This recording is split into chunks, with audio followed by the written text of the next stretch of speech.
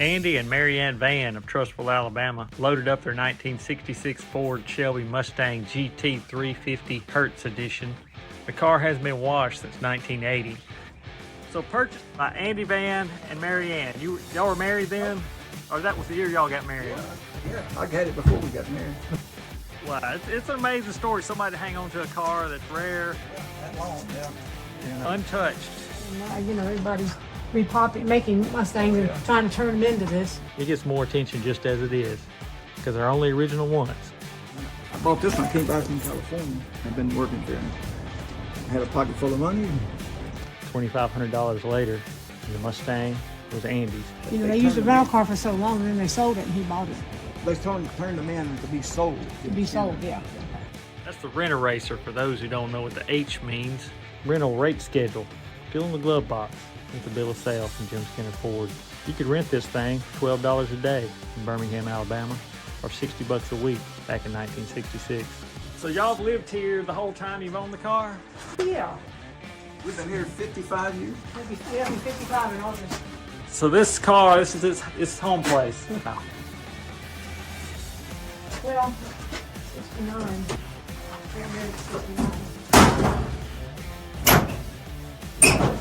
Well, I know, Marianne, you said everybody and their brother tried to buy it when you were driving it as a daily driver.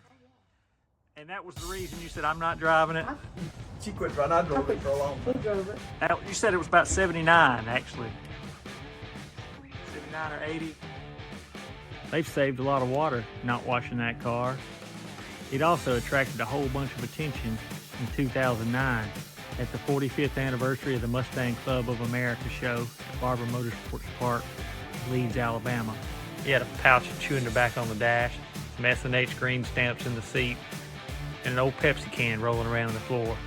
It was cool. People loved it. He wouldn't change a thing about it. He has no plans to wash it, and his wife won't let him sell it. It was a hit. He says he never talked so much in his life. So have you driven it since then? I fixed the brakes on it and drove it a little bit. I hadn't driven it on the highway. No. I just drove it around. How many miles were on it? It has its original engine, everything is... Yeah. That's the weird thing. That engine has never used a drop of oil whole time. It's got a lot of miles on it. Yeah, he did change the oil. And he checked the carburetor and... 98,400 and something. Is that all? 936. But wow. There were some, you know, these were all automatics, but there were some 4-speeds and some different colors, some red and white and green and white, I think. The first ones I've ever seen are black and gold. They just gold. Yeah, black and gold. You can tell here, it's not golden. Oh, yeah. Back there. Yeah.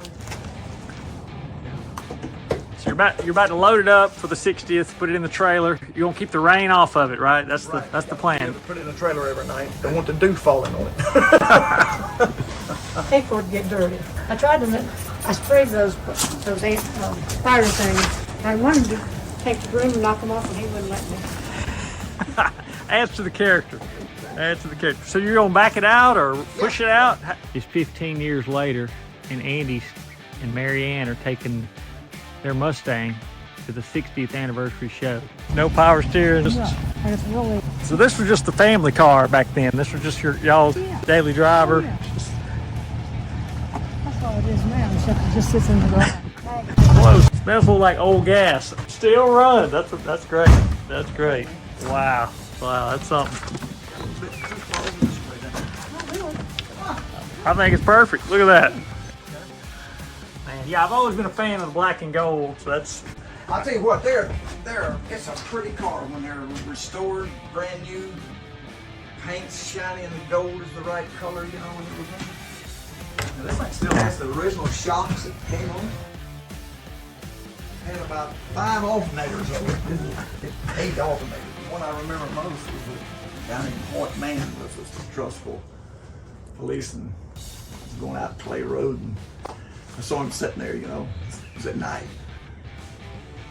And I said, hell, you'll never catch him. I'll be 5 miles away by the time he gets up to speed. I went through Clay and then back around Evans Lake Road back home down there at the shop.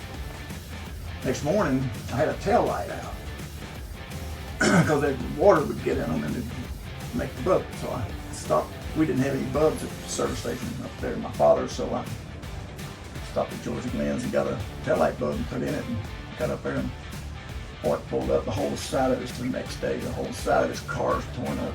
A car like that run me off the road. Man, he said, turn your lights on. I turned them on. Luckily, I put a bulb. That car didn't have a light. He said the car ran me off the road. I never saw it. Original. See a lot of original. Wow, that's radiator. That's neat.